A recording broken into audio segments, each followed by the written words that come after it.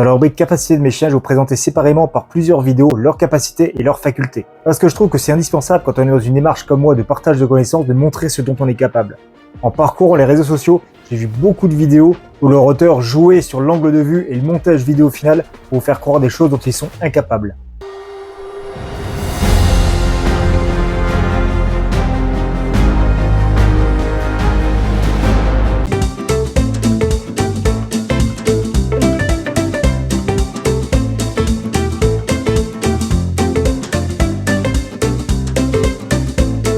À force de faire moi-même du montage vidéo, et comme je suis dans le dressage du chien, je vois ces petites subtilités. Et beaucoup d'entre vous n'y arrivent pas malheureusement.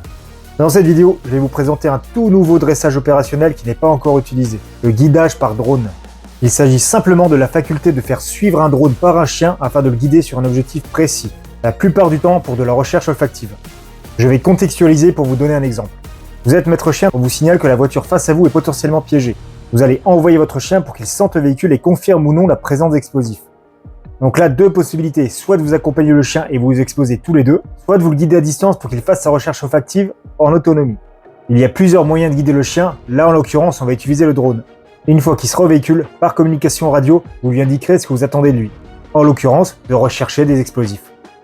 Bon, je vous vois venir, mais c'est un enculé, le chien il y va tout seul, le mec il reste tranquille à l'abri.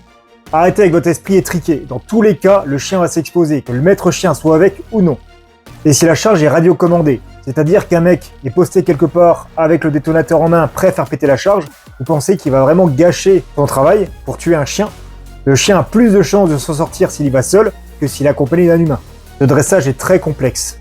Le chien ne doit pas chasser, prédater le drone, il doit le suivre bien tranquillement. Il ne doit ni tenter de le mordre, ni le dépasser. Il faut donc restreindre son instinct de prédation, tout en lui faisant comprendre qu'il y a un intérêt pour lui à suivre ce drone. Et en plus d'apprendre au chien à suivre le drone bien tranquillement, il faut que l'opérateur du drone apprenne à piloter dans le but de guider un chien. C'est pas juste faire voler un drone. Parce qu'il y a toute une notion de vitesse, d'altitude et de mouvement du drone pour ne pas perdre le chien. L'un des drones qui est utilisé dans cette vidéo, c'est le même qui est utilisé par les groupes d'intervention. L'idée finale est que le maître chien soit lui-même opérateur drone et qu'il soit autonome avec son animal. J'ai déjà d'autres idées pour amener ce dressage en CQB, mais ça j'en parlerai plus tard. Allez, c'est parti, on va regarder ce que ça donne. Je commence tranquillement en vous présentant le suivi de drone sur un parcours. Au fur et à mesure, je vais monter en pression. Sur ce parcours, je vais demander simplement au chien de suivre le drone pour vérifier la précision de mon suivi.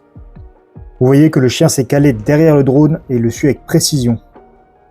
Quand il lui arrive de le rattraper, elle ralentit bien et reste bien calée derrière.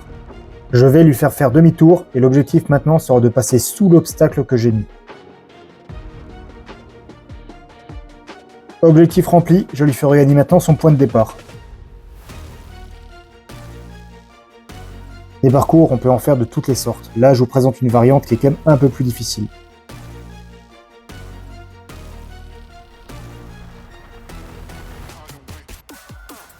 Retour au point de départ. Bon, vous êtes prêts à monter d'un niveau? Là, vous avez la vue intérieure du drone avec toutes les données de vol.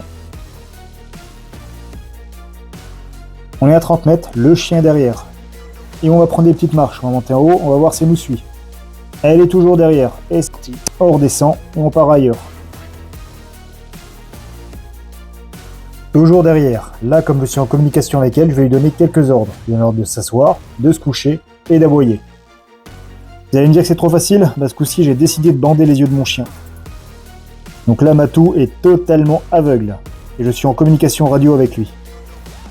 Et c'est parti, je vais me retourner régulièrement pour voir s'il est toujours derrière.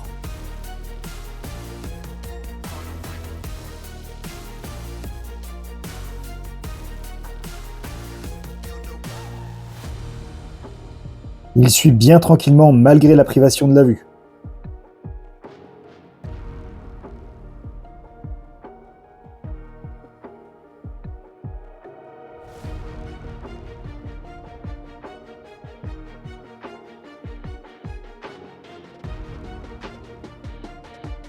Donc même aveugle, le chien est conditionné à suivre le drone.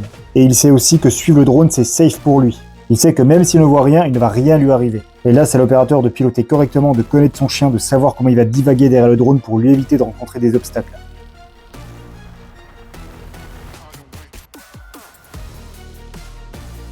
Là, je pense que niveau guidage avec précision, on est pas mal. Et maintenant, je vous montre la finalité opérationnelle qu'on attend de ce dressage. Je vais emmener mon chien à une centaine de mètres et lui demander de me faire de la recherche olfactive. J'arrive sur mon objectif, je vais m'arrêter et lui demander par radio de sentir et de me faire sa recherche. Je vais surélever le drone pour voir ce qu'il fait.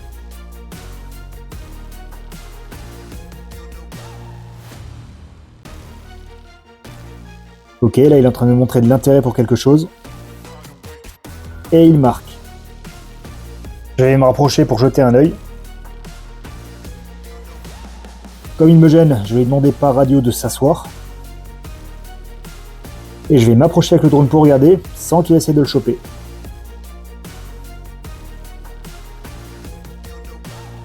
Objectif rempli, je ne vais pas l'exposer davantage, par radio, je le rappelle. Là, je suis à plus de 130 mètres avec ma chienne, donc la communication radio est indispensable. Mais vous voyez qu'elle arrive à partir loin de moi tout en suivant le drone.